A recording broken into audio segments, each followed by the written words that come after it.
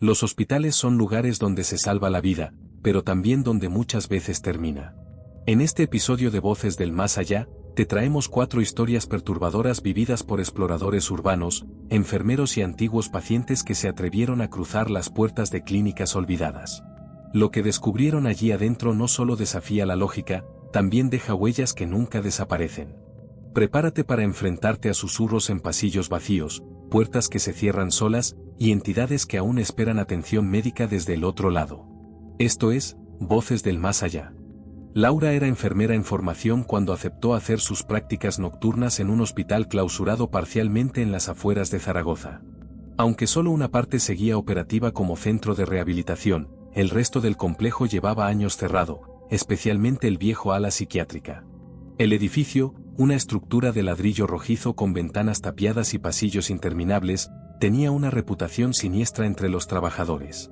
Habían circulado rumores durante años sobre experimentos ilegales, pacientes desaparecidos y sucesos inexplicables, pero nadie hablaba abiertamente de ello. El personal más antiguo bajaba la voz cuando alguien preguntaba por qué habían cerrado de golpe el ala psiquiátrica en 1993, y las pocas veces que alguien insistía, cambiaban de tema con nerviosismo. Aún así, cada noche se escuchaban pasos en la planta superior, donde supuestamente nadie debía estar, y más de un vigilante había renunciado después de jurar que las cámaras de seguridad captaban sombras moviéndose en los pasillos vacíos. Laura, siendo racional y escéptica, atribuía esos relatos a la imaginación calenturienta de quienes trabajaban de noche en un lugar tan lúgubre. Sin embargo, su primera semana en el hospital le hizo cuestionar sus propias convicciones. Las noches eran demasiado silenciosas, como si el edificio absorbiera todo sonido, y el aire en ciertos pasillos era denso, como cargado de algo más que polvo y humedad. Lo más inquietante eran los pacientes de la planta de rehabilitación, todos mayores, que a veces murmuraban cosas incomprensibles en mitad de la noche, como si respondieran a voces que solo ellos podían oír. La enfermera titular, Carmen, una mujer de rostro adusto y modales bruscos, le advirtió desde el principio: no hagas preguntas. Limítate a hacer tu trabajo y no te metas donde no te llaman. Pero Laura no podía evitar notar cómo Carmen se santiguaba discretamente cada vez que pasaban frente a la puerta sellada que llevaba al ala psiquiátrica. Una madrugada, mientras cubría el turno sola, una paciente gritó desde su habitación diciendo que veía a una mujer en bata blanca con el rostro cubierto por vendas, parada junto a su cama. Era la señora Villegas, una mujer de 83 años con demencia senil, pero su terror era tan genuino que Laura sintió un escalofrío al entrar en la habitación. La anciana señalaba con un dedo tembloroso hacia el rincón más oscuro de la estancia, repitiendo entre sollozos: está ahí, está ahí. Laura encendió todas las luces, revisó detrás de las cortinas y hasta debajo de la cama, pero no había nadie.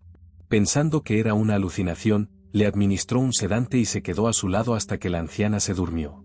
Sin embargo, al revisar las cámaras de seguridad más tarde, algo la dejó paralizada. Justo en el pasillo frente a esa habitación, a la misma hora exacta del grito, las imágenes mostraban un movimiento extraño. Una silueta delgada, vestida de blanco, cruzaba lentamente el marco de la cámara y se desvanecía al doblar la esquina, como si nunca hubiera estado allí.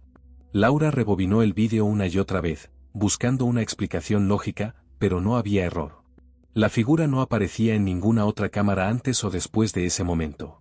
No había entrado por ninguna puerta, ni salido por ninguna escalera. Simplemente, estaba ahí, y luego no. La curiosidad la llevó a investigar.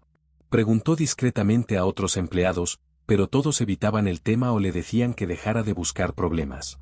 Solo un viejo conserje, que llevaba trabajando allí desde los años 80, le dio una pista. Si quieres saber la verdad, murmuró mientras miraba a su alrededor como temiendo ser escuchado, busca los archivos del sótano. Pero ten cuidado. Algunas cosas no deberían volver a ver la luz. Esa misma noche, Laura bajó al sótano, una zona húmeda y mal iluminada donde se almacenaban documentos viejos. Entre montañas de papeles polvorientos, encontró una caja marcada con la palabra Incidentes 1990 a 1993. Dentro había expedientes médicos de pacientes del ala psiquiátrica, muchos de ellos con diagnósticos extremos y notas sobre tratamientos inhumanos. Electroshock sin consentimiento, aislamientos prolongados, incluso anotaciones sobre experimentos con fármacos experimentales. Pero lo más perturbador eran las últimas páginas de varios expedientes, donde los médicos escribían cosas como, paciente reporta escuchar voces que repiten frases en los muros, o sujeto insiste en que, alguien más, habla por su boca. En uno de ellos, una nota final decía, fallecimiento por paro cardíaco durante sesión de terapia. Nota, las voces continuaron grabándose en la habitación durante 48 horas después de la muerte, según personal de limpieza. Decidida a descubrir más, Laura subió por la vieja escalera de servicio hasta el ala psiquiátrica clausurada. La puerta estaba cerrada con un candado oxidado, pero al tocarla, esta cedió con un crujido agudo, como si alguien hubiera manipulado la cerradura desde dentro. El aire era denso, casi irrespirable, y el olor a medicamentos viejos y carne en descomposición le hizo taparse la nariz. Las paredes estaban cubiertas de grafitis antiguos, algunos con mensajes desesperados como no duermas o ellos te observan. Las camas oxidadas aún tenían correas desgastadas, y en algunas habitaciones encontró objetos personales abandonados, un zapato infantil, un rosario roto, un espejo cubierto de algo que parecía sangre seca. En una de las salas, una mesa de operaciones estaba manchada de un color marrón oscuro, y al acercarse, Laura vio que alguien había grabado nombres en la madera con lo que parecía una uña o un cuchillo. Uno de ellos era Ana L., el mismo nombre que aparecía en varios de los expedientes más escalofriantes. Justo entonces, el sonido de pasos arrastrados comenzó a resonar en el pasillo. Laura apagó su linterna y contuvo la respiración. Los pasos se acercaban lentamente, acompañados de un sonido húmedo, como si algo goteara al moverse. A través de la puerta entreabierta de la habitación, vio una figura blanca pasar frente a ella. Era una mujer con la cara cubierta por vendas sucias, algunas de ellas empapadas en un líquido oscuro que dejaba un rastro en el suelo. Pero lo más aterrador era que no caminaba, sino que flotaba a unos centímetros del suelo, emitiendo un susurro ininteligible que sonaba como doces de voces superpuestas. Laura sintió que el corazón le latía con tal fuerza que creyó que iba a desmayarse. La figura se detuvo frente a la puerta, como si supiera que estaba allí, y entonces, con una lentitud agonizante, comenzó a girar la cabeza hacia ella. Laura no esperó a ver más. Corrió escaleras abajo, tropezando en la oscuridad, con el sonido de aquellos susurros multiplicándose a sus espaldas. Cuando llegó a la planta de rehabilitación, cerró la puerta con todas sus fuerzas y se apoyó contra ella, jadeando. Al mirar hacia abajo, vio que sus zapatos estaban manchados del mismo líquido oscuro que goteaba de las vendas de la figura. Nadie creyó su historia, ni siquiera cuando mostró las fotos que había tomado con su teléfono y que ahora aparecían borrosas, como si algo hubiera interferido con la cámara. El supervisor le dijo que estaba estresada y que necesitaba descansar, pero cuando ofreció quedarse esa misma noche para demostrar que decía la verdad, el hombre se negó rotundamente. Desde entonces, ningún practicante volvió a aceptar turnos de noche, y el hospital fue finalmente demolido años después. Pero los trabajadores encargados de la demolición aseguraron que, en las últimas semanas, siempre encontraban la puerta del ala psiquiátrica abierta, pese a haberla sellado con tablones y cadenas. Y peor aún, en el suelo del pasillo principal, aparecían huellas húmedas que formaban el mismo camino que Laura había descrito, desde la habitación de Ana L. hasta la puerta que llevaba al mundo de los vivos.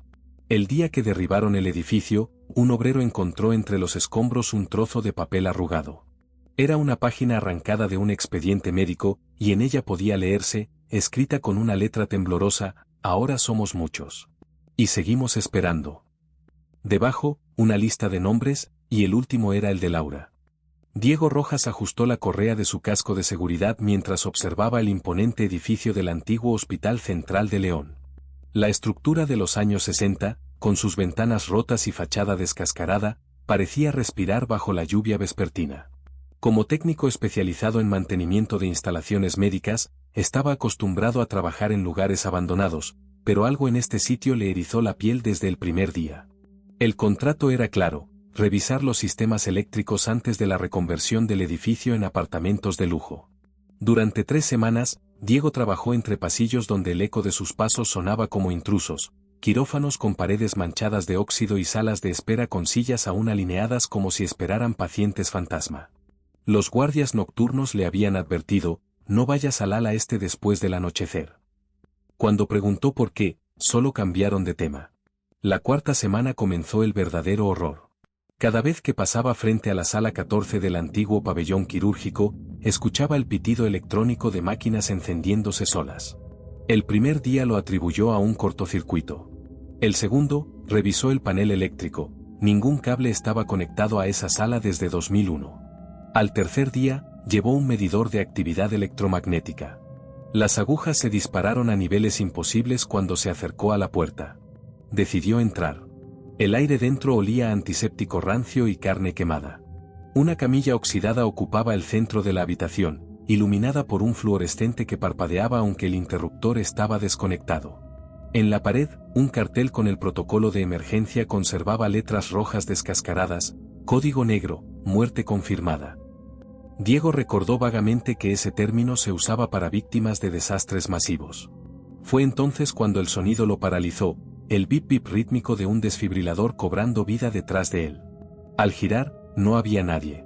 Pero en la camilla, ahora había una figura humana cubierta por una sábana blanca inmaculada. Con manos temblorosas, levantó un extremo del tejido. No era un cadáver. Era un maniquí de práctica médica, de esos usados para entrenamiento de RCP. Su rostro de plástico mostraba una sonrisa vacía. Diego soltó una risa nerviosa, aliviado, hasta que el monitor cardíaco apagado junto a la pared encendió su pantalla de golpe. Mostró primero una línea plana, luego transformándose en ondas irregulares. Taquicardia ventricular. Alguien o algo tenía signos vitales en esa habitación. Las luces estallaron en un chisporroteo de cristales. La puerta se cerró con un portazo que hizo temblar las bandejas quirúrgicas. En la oscuridad, Diego escuchó el clink de un escalpelo cayendo al suelo, arrastrándose hacia él. «Doctor, aún no ha terminado la operación», susurró una voz que no era humana. Sonaba a grabación distorsionada, como las cintas de los antiguos cursos de medicina. Diego golpeó la puerta hasta que cedió.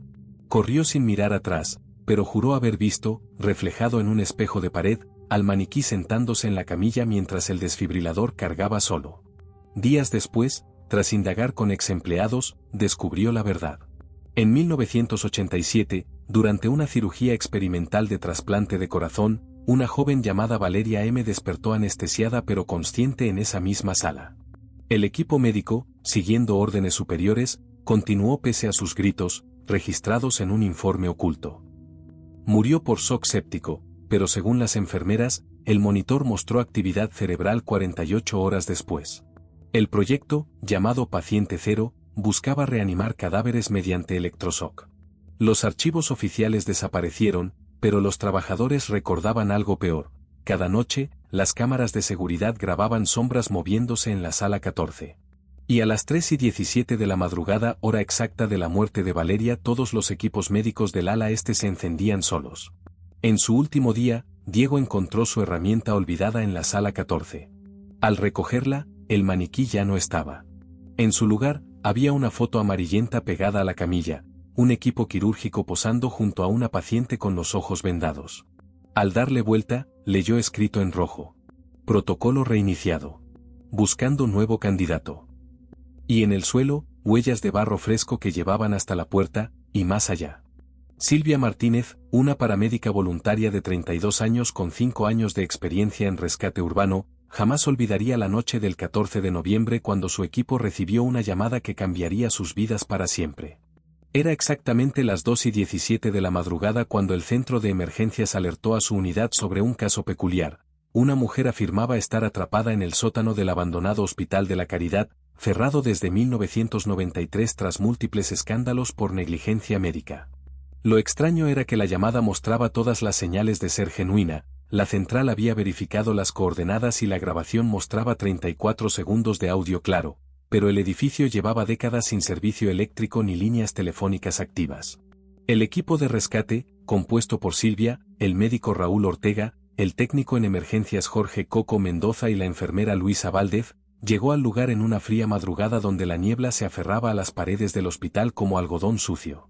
El edificio, una estructura de estilo neoclásico construida en 1927, mostraba un deterioro alarmante, ventanas rotas, paredes descascaradas y un letrero oxidado que colgaba precariamente de una cadena.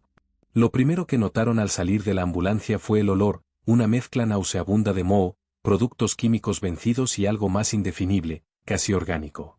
Esto no me gusta nada, murmuró Coco mientras ajustaba su máscara de respiración. Su linterna profesional de 1000 lúmenes apenas penetraba la oscuridad del vestíbulo principal. El dosímetro marca niveles peligrosos de esporas de hongos. Deberíamos usar máscaras completas. Raúl, el veterano del grupo con 20 años de experiencia, revisó los planos del edificio que habían conseguido en el archivo municipal. El sótano tiene 2 accesos, el ascensor principal, que obviamente no funciona, y una escalera de servicio al final del pasillo este. Según esto, abarca casi toda la superficie del hospital. Al adentrarse, descubrieron que el interior estaba en un estado de conservación extrañamente desigual. Mientras algunas áreas parecían simplemente abandonadas, otras mostraban signos de violencia, camillas volcadas, manchas oscuras en las paredes que no se atrevieron a examinar de cerca, y puertas con cerraduras reforzadas desde el exterior. Lo más inquietante eran los grafitis que cubrían las paredes, no los típicos tags juveniles, sino frases como "no duermas" o "ellos te oyen", siempre escritas en el mismo estilo tembloroso. El descenso al sótano fue una experiencia claustrofóbica. La escalera de metal crujía con cada paso, y la temperatura bajó al menos 10 grados conforme bajaban. Las linternas comenzaron a parpadear erráticamente, a pesar de tener cargas completas.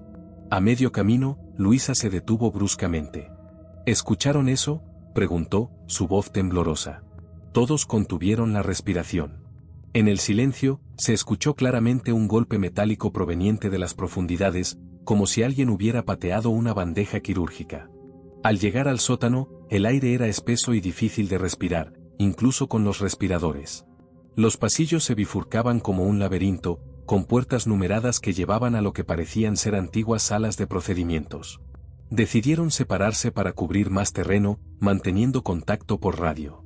Fue entonces cuando Silvia encontró la habitación 14B. A diferencia de las demás, su puerta estaba semiabierta, y al empujarla, descubrió un espacio que heló su sangre. Las paredes estaban completamente acolchadas con un material amarillento y desgastado, manchado en patrones que sugerían años de uso. Del techo colgaban cadenas con grilletes, y en el centro había una silla de restricción de cuero oscurecido por el tiempo. Pero lo que realmente la paralizó fue la grabadora de cassette que descansaba sobre una mesa plegable, sus ruedas girando lentamente aunque no estaba conectada a ninguna fuente de energía. En ese momento, su radio crepitó con interferencia. Entre el ruido blanco, emergió una voz femenina que conocía demasiado bien. «Silvia, ¿por qué has tardado tanto?». Era idéntica a la de la llamada original, pero esta vez había dicho su nombre, algo que nunca había hecho en la grabación del 112. Antes de que pudiera reaccionar, la puerta se cerró de golpe detrás de ella. Las luces, ¿qué luces, si no había electricidad?, parpadearon y se apagaron. En la oscuridad absoluta, Silvia escuchó algo moviéndose en la habitación, no los pasos firmes de una persona, sino un arrastre irregular, como si alguien se moviera con dificultad. El olor a podrido se intensificó, mezclado ahora con el aroma metálico de la sangre fresca. Un sonido de uñas arañando el material acolchado de las paredes la hizo girar en círculos, desorientada. «¿Quién está ahí?», gritó, pero la única respuesta fue una respiración agitada justo detrás de su oreja. En ese momento, los radios del equipo estallaron con un grito desgarrador, reconocieron la voz de Coco, pero distorsionada por un dolor inimaginable, seguida de un crujido óseo y luego, silencio. Silvia forcejeó con la puerta, que milagrosamente cedió después de lo que parecieron horas. Corrió por los pasillos, tropezando en la oscuridad, hasta encontrar a sus compañeros en el punto de encuentro. Para su horror, todos estaban allí, incluido Coco, que parecía perfectamente bien.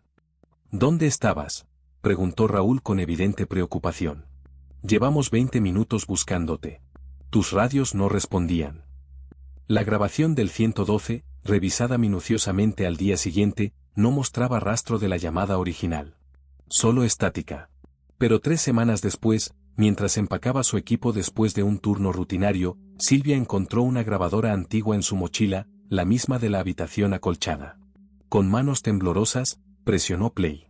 Lo que escuchó la dejó paralizada, era su propia voz, gritando desde lo que claramente era el interior de la habitación 14B. «Sáquenme de aquí. Por favor, no me dejen con ella», seguido de un susurro que no era humano. «Demasiado tarde, ya eres una de nosotras». Investigaciones posteriores revelarían que el Hospital de la Caridad había sido escenario de brutales experimentos psiquiátricos en los años 70 y 80, particularmente en el ala subterránea.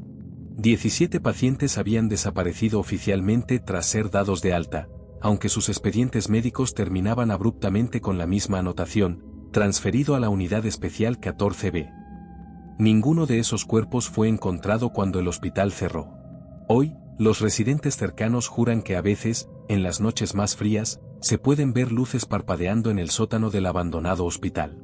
Y si te acercas lo suficiente, quizá escuches el sonido de una grabadora reproduciendo en bucle las últimas palabras de sus víctimas, incluyendo una voz que suena sospechosamente como la de una paramédica desaparecida hace 6 meses. Andrés Velasco, estudiante de cuarto año de medicina en la Universidad Nacional, había explorado más de 30 edificios abandonados en los últimos 2 años. Sus compañeros de la facultad lo llamaban el patólogo de lo olvidado por su obsesión con documentar cada detalle de sus expediciones. Pero el Sanatorio del Sol era diferente. Situado en las montañas a 3 horas de la ciudad, este hospital para tuberculosos había cerrado abruptamente en 1978 después de que 97 pacientes murieran en circunstancias nunca aclaradas. Era un sábado nublado de octubre cuando Andrés decidió finalmente enfrentar el lugar que tanto le había intrigado. Su mochila contenía el equipo habitual: cámara reflex digital, grabadora de voz, linterna táctica de 2000 lúmenes, y su preciado cuaderno de notas médicas donde dibujaba los hallazgos más interesantes. Lo que no esperaba encontrar era la niebla espesa que envolvía el edificio cuando llegó, dándole un aspecto de acuarela descolorida. El sanatorio, una estructura de 3 plantas con ventanas rotas y paredes descascaradas, parecía respirar. Andrés lo atribuyó al viento que silbaba entre los corredores abiertos, pero no pudo evitar notar cómo su aliento formaba nubes más densas de lo normal para la temperatura ambiente. El olor era lo primero que lo golpeó al entrar, una mezcla de yeso húmedo, madera podrida y ese aroma metálico que conocía demasiado bien de sus prácticas en el hospital universitario: sangre vieja. La recepción principal estaba sorprendentemente intacta. Expedientes médicos amontonados en cajas, una máquina de escribir Underwood cubierta por un fino manto de polvo, y en la pared, el reloj analógico detenido a las 3:17. Fue entonces cuando vio el documento que le heló la sangre, un formulario de alta médica colgado en el tablón de anuncios, fechado el día anterior. Paciente, Hugo Aranda. Edad, 11 años. Diagnóstico, tuberculosis miliar. Tratamiento completado. Autorizado por Dr. Andrés Velasco. Su propia firma, idéntica a como la hacía desde la secundaria, estaba estampada al final del documento. Las manos le temblaron cuando buscó en su teléfono el nombre del niño. Los resultados lo dejaron sin aliento. Hugo Aranda había muerto en 1977, uno de los primeros casos en el brote. Según el artículo periodístico amarillento que encontró, el niño había fallecido solo en su cama después de quejarse durante días de fuertes dolores que los médicos atribuyeron a alucinaciones por la fiebre. Decidió documentar todo. Su cámara capturaba imágenes inquietantes: camas de hierro oxidadas todavía con sábanas, frascos de medicamentos con etiquetas manuscritas ilegibles, y en la planta infantil, dibujos infantiles en las paredes que mostraban figuras humanoides sin rostro. Fue en el pasillo de los niños donde escuchó por primera vez las risas, sonidos agudos, juguetones, que parecían venir de todas direcciones a la vez. Su grabadora capturó el momento exacto en que una pelota de trapo, descolorida por el tiempo pero sorprendentemente intacta, rodó hacia él desde la oscuridad del corredor. Al girar hacia la pared más cercana, su linterna reveló algo que lo paralizó: Andrés escrito decenas de veces con crayón rojo, algunas letras tan frescas que parecían recién hechas. El sudor frío le recorrió la espalda cuando intentó salir, solo para descubrir que la puerta principal, que había dejado abierta, ahora estaba cerrada con una fuerza sobrenatural. No había candado ni cerrojo visible, pero por más que empujaba, no cedía. Su búsqueda desesperada por una salida lo llevó en círculos, siempre regresando a la recepción donde ahora, en lugar del documento de alta, colgaba una fotografía en blanco y negro que mostraba su propia imagen entrando al sanatorio ese mismo día. La cámara que había dejado sobre el mostrador ahora estaba posicionada perfectamente en un trípode invisible, grabando sola. Fue el sonido de cristales rompiéndose lo que finalmente lo guió hacia una ventana lateral. Al escapar, cortándose las manos con los vidrios rotos, juró haber visto una silueta infantil asomándose por una ventana del segundo piso. Las imágenes que descubrió al revisar el material en casa le quitaron el sueño por semanas. Entre las cientos de fotos que había tomado conscientemente, había una secuencia que no recordaba haber capturado. Mostraba la habitación 217 de la planta infantil, donde un niño pálido con pijama a rayas estaba sentado en la cama, mirando directamente a la cámara con una sonrisa que no llegaba a sus ojos hundidos. La última imagen de la secuencia mostraba al niño de pie, acercándose al lente, sus labios moviéndose como si pronunciara algo. El audio de la grabadora contenía 37 minutos de estática después del momento en que recordaba haberla apagado. Y al final, claro como el día, una voz infantil decía: «Gracias por venir, doctor. Ya puedo irme, pero ahora te toca a ti quedarte». Cuando el Hospital Militar de Valdemoro cerró sus puertas en 1997, se sellaron también décadas de secretos. El lugar, aislado entre pinares y cercado con rejas oxidadas, fue desmantelado casi por completo, salvo por una sala, la UCI subterránea. Nunca se ofrecieron explicaciones, y quienes trabajaron allí simplemente evitaban hablar del tema. Salvo una persona. Rocío, estudiante de medicina forense, recibió un encargo especial de su profesor: revisar los restos de expedientes médicos en el archivo del hospital, antes de que fueran trasladados a una nueva sede. Aunque le inquietaba el lugar, accedió por curiosidad profesional. Durante el segundo día de búsqueda, entre carpetas rotas, encontró una ficha médica con su propio apellido: Beltrán, Mariana. Era doctora, y su fecha de defunción coincidía con el día del cierre del hospital. Intrigada, buscó más datos y halló un informe incompleto que hablaba de un código rojo sostenido durante más de 16 horas. El paciente, un soldado herido durante una operación clasificada. La doctora Beltrán se negó a abandonarlo, incluso cuando el hospital fue evacuado. Esa noche, Rocío decidió bajar al nivel subterráneo por una vieja escalera de emergencia. La UCI, según los planos, estaba clausurada. Pero la puerta estaba abierta. Dentro, todo parecía detenido en el tiempo. Camillas intactas. Monitores con pantallas muertas. Y un olor penetrante a desinfectante viejo y carne. Lo más inquietante era que las luces de emergencia seguían encendidas. En la habitación central, encontró una cama ocupada. Un cuerpo bajo una sábana. Al acercarse, un pitido bajo comenzó a sonar. Un electrocardiograma activándose solo. Rocío levantó parte de la sábana, y el cadáver la miró. No con los ojos abiertos, sino con una sonrisa. Corrió, pero todas las salidas estaban cerradas. A través de los altavoces viejos, una voz femenina decía: «Paciente estable. No autorizar alta». En una esquina, vio una figura, una mujer con bata blanca, manchada de sangre. Le hablaba al aire, como si aún dictara un informe médico. Rocío la reconoció. Era Mariana Beltrán. Su abuela desaparecida. Cuando intentó acercarse, la doctora se giró y la miró fijamente. No tenía ojos. Solo huecos negros. Rocío cayó desmayada. Despertó al día siguiente, en un hospital diferente. La encontraron inconsciente junto a una caja con documentos. Entre ellos, un vídeo en cinta, mostraba una cirugía en el viejo hospital, y una voz que decía: «Prometí no dejarlo solo. Ahora tú seguirás el turno». Desde entonces, Rocío asegura que cada vez que duerme, opera a un soldado que nunca muere. Ni la deja despertar del todo. Mateo trabajaba como vigilante nocturno en el Hospital Provincial de Córdoba, que aún funcionaba parcialmente mientras se remodelaban varios pabellones antiguos. Una parte del edificio, el sector ginecológico, llevaba cerrado desde los años 80 por reformas estructurales. Nadie entraba ahí. O al menos, eso se suponía. Cada noche, Mateo hacía sus rondas a las mismas horas. Pero a las 3:33 de la madrugada exactas, su radio siempre emitía una interferencia suave, y una voz que decía: «Habitación 307. Emergencia». Pensó que era una broma o algún error técnico, hasta que revisó los planos. La habitación 307 ni siquiera existía ya.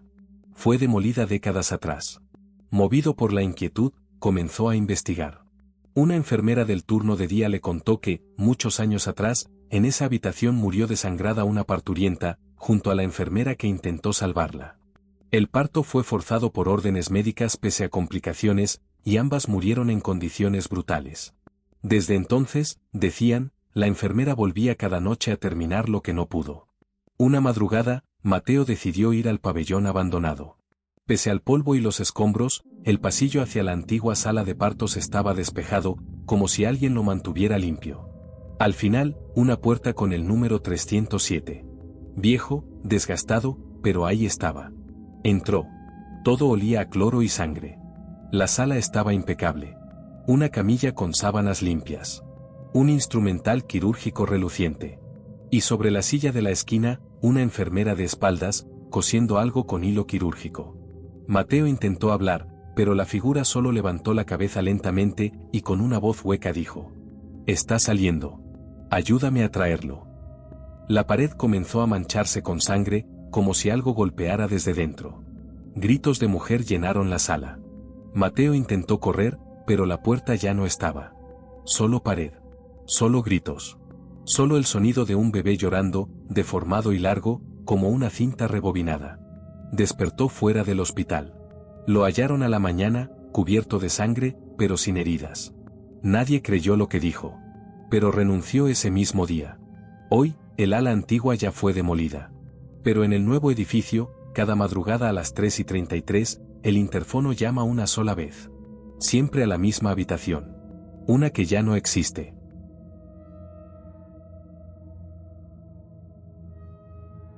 Cuando Julia fue asignada como archivista temporal en el Hospital de San Benedicto, en Tarragona, aceptó sin pensarlo.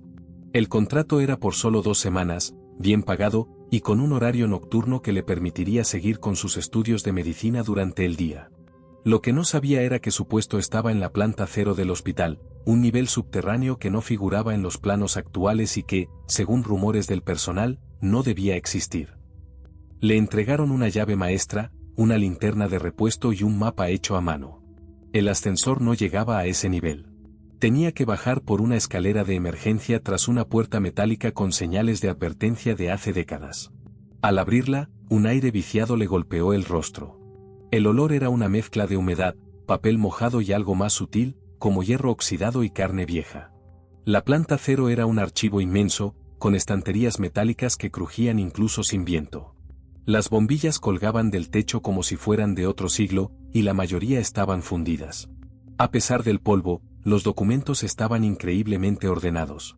Expedientes de pacientes, informes psiquiátricos, resultados de autopsias, todos escritos a mano. Algunos con fechas que se remontaban a 1910. Todo iba bien hasta la tercera noche. Mientras clasificaba informes, encontró una caja sin etiquetar. Dentro había una única carpeta roja, con el nombre paciente 000. No tenía foto ni diagnóstico. Solo notas dispersas, muchas escritas con letra temblorosa, diciendo cosas como: «Sigue despierto. No parpadea desde el tercer día. Ha empezado a hablar en otros idiomas». Y, lo más perturbador: «El expediente debe ser destruido. No registrar más visitas a la planta 0». Esa misma noche, comenzó a escuchar pasos. No arriba, no afuera. Dentro del archivo. Un arrastrar lento, como si alguien deslizara los pies descalzos por el suelo sucio. Cuando alumbró el pasillo entre estanterías, no vio nada. Pero al apagar la linterna por un momento, juraría que alguien la miraba desde la penumbra. Intentó marcharse, pero la puerta metálica de las escaleras no abría. Estaba cerrada desde fuera. Julia gritó por ayuda, golpeó, usó la llave, nada. Solo el eco de sus propios pasos y un leve susurro. «No abras más expedientes».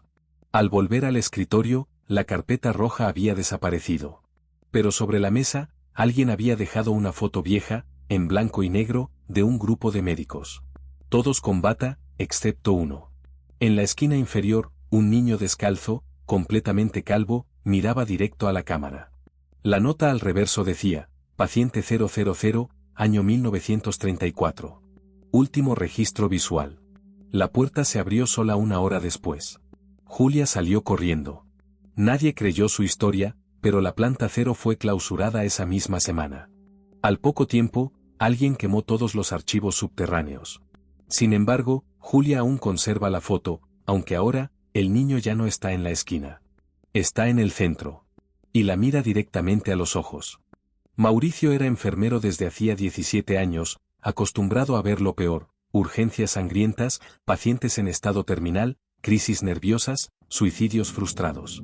Pero nada de eso lo preparó para lo que ocurrió durante su traslado temporal al Hospital Provincial de Jaén, en un turno nocturno en el pabellón de aislamiento, cerrado oficialmente desde 2008.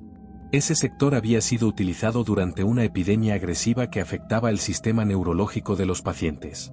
Murieron más de 70 personas en un solo mes, y muchos de los síntomas registrados nunca se explicaron del todo: parálisis facial, pérdida de lenguaje, movimientos involuntarios, y algo que los médicos evitaban mencionar en los informes: alucinaciones colectivas. Mauricio debía vigilar que nadie entrara en esa zona mientras hacían reparaciones. Pero una noche, tras su ronda, notó que una luz fluorescente parpadeaba dentro del pasillo clausurado, justo donde no debía haber electricidad. Pensando que era un fallo técnico, tomó su linterna y cruzó la barrera amarilla. El silencio era espeso. Las paredes aún tenían mensajes escritos por pacientes, algunos con sangre, otros con barro seco. Decían cosas como: no los mires a los ojos. Saben tu nombre antes de que lo digas. Las camas no están vacías, solo duermen. En la sala 9, el termómetro marcaba 3 grados. Era imposible, el sistema de climatización estaba apagado. En la cama del fondo, una silueta cubierta por una sábana temblaba levemente. Pensando que algún indigente se había colado, Mauricio se acercó con cautela. Al destapar la figura, se quedó paralizado. Era el mismo. Con los ojos abiertos, inyectados en sangre, boca entreabierta y los labios susurrando. No te despiertes todavía, murmuraba su doble. Ya casi llegan. Retrocedió, tropezando con la camilla. Miró a su alrededor, buscando una cámara oculta, una explicación lógica. Pero las puertas ahora estaban cerradas, y las luces parpadeaban como si algo quisiera apagarlas, lentamente. Las paredes parecían cambiar de forma, curvándose como si el edificio respirara. Volvió corriendo al pasillo principal, pero en lugar de encontrar la salida, llegó a un quirófano antiguo. La puerta se cerró de golpe tras él. Dentro, una docena de camas alineadas, todas ocupadas por cuerpos cubiertos. Las sábanas comenzaban a inflarse, una por una, como si todos empezaran a respirar al mismo tiempo. Una radio antigua se encendió en una esquina. La voz no era humana, pero decía su nombre. Lo repetía con una entonación melódica, como una nana. Mauri, Mauri, quédate a dormir con nosotros, ya no dolerá. La siguiente escena es confusa. Recuerda haber corrido, haber forcejeado con una puerta que no existía, haber visto su reflejo multiplicado por 100 en un vidrio estallado. Cada reflejo lo miraba con una expresión distinta. En uno lloraba, en otro sangraba, en otro sonreía como un loco. Cuando lo encontraron, estaba en posición fetal junto a una de las camas. Había estado desaparecido por 5 horas, pero para él fueron minutos. Lo más perturbador fue lo que llevaba en el bolsillo: una pulsera médica con su nombre, fechada en 2007. Pero Mauricio no había trabajado en ese hospital hasta ese año. Hoy, Mauricio está jubilado por incapacidad. Vive solo. Dice que desde aquella noche, al mirarse en el espejo, a veces no se reconoce. Y en sueños, vuelve a ser el paciente de la sala 9. Aún con los ojos abiertos. Aún esperando que alguien le diga que despierte. Desde que era niño, Manuel había sentido una fascinación enfermiza por los hospitales abandonados. Pero no por su historia arquitectónica ni por curiosidad médica, sino por algo más oscuro: la energía que, según él, quedaba atrapada entre las paredes de esos lugares donde tantas personas habían sufrido, muerto o desaparecido sin dejar rastro. Con 34 años, había explorado más de 50 sanatorios y hospitales abandonados por toda España.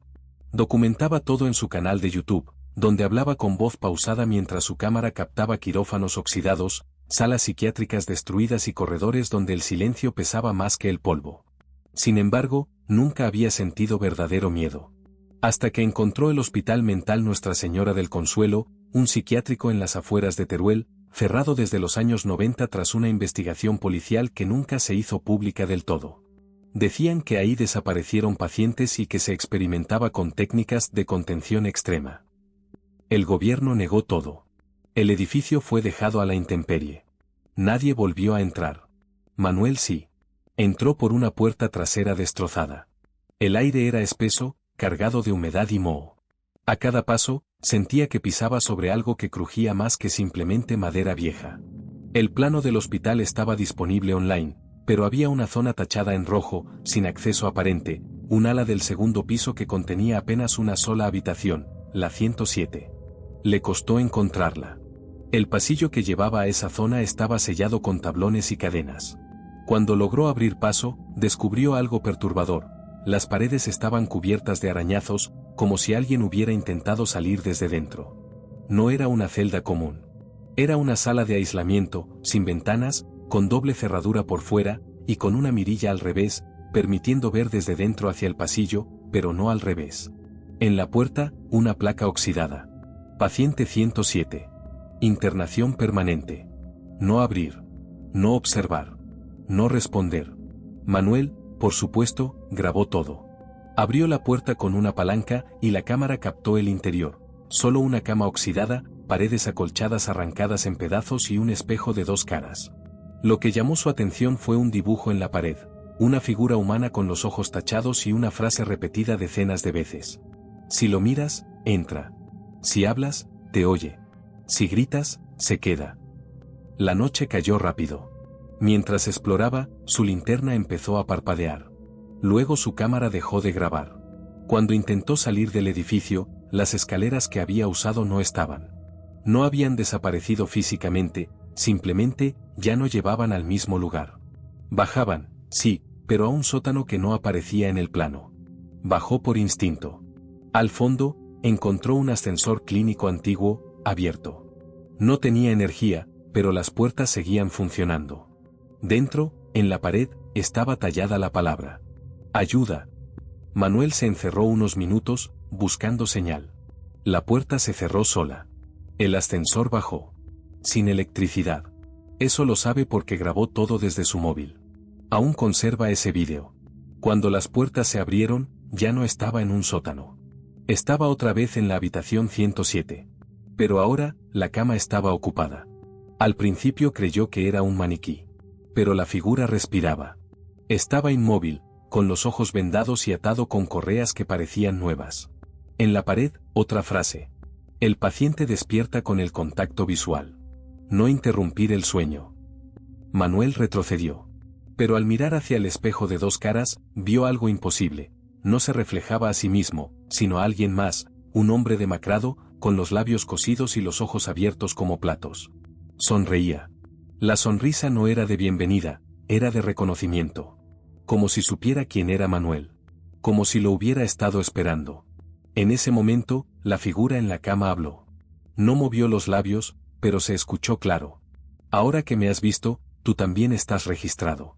La luz explotó. Manuel perdió el conocimiento. Cuando despertó, estaba fuera del hospital, en su coche, con el motor encendido y su equipo intacto. El vídeo había sido eliminado de su cámara, pero en su teléfono había una grabación nueva, que no había hecho. En ella, se ve a sí mismo, dormido en la cama de la habitación 107. El vídeo termina con la frase escrita sobre su pecho con marcador negro. Paciente 108. Internación permanente. Desde ese día, Manuel no volvió a subir más vídeos. Ni volvió a hablar del tema. Sus amigos dicen que ha perdido el habla. En sus ojos, hay algo apagado, como si solo una parte de él hubiera salido de ese hospital. Lo más perturbador es que, cada noche a las 3 y 7 de la madrugada, alguien sube un nuevo vídeo a su canal. Todos comienzan igual, un corredor vacío, una puerta cerrada, y el sonido de una respiración cada vez más cercana. Cada rincón de estos hospitales guarda más que historias olvidadas, guarda presencias que aún esperan ser escuchadas. Hoy, fuimos testigos de 7 relatos que desafían la lógica, que se clavan en la memoria como una herida que no cierra. Si alguna vez te atreves a entrar a uno de estos lugares, no lo hagas solo. Y si escuchas tu nombre entre los ecos del silencio, no respondas. Podrías no salir siendo el mismo.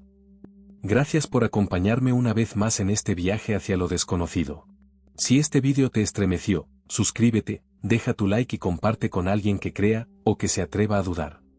Porque aquí, en Voces del Más Allá, las sombras tienen mucho que contar, y apenas estamos comenzando.